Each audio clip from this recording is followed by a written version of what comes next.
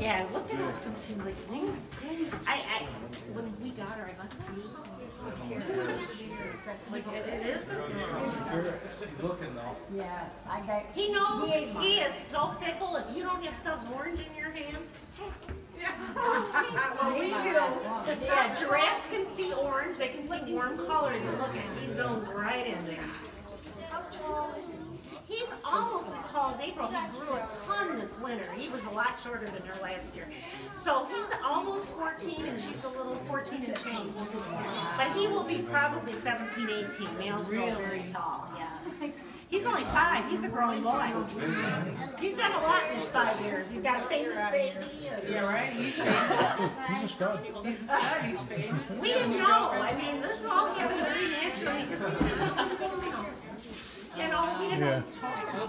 And it was a natural All tall. insemination. Nothing we did. He did it all on his own, and she let him.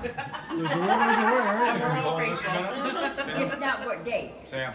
Well, what happened is they got together on our time, so we counted that. But obviously, so it's by November.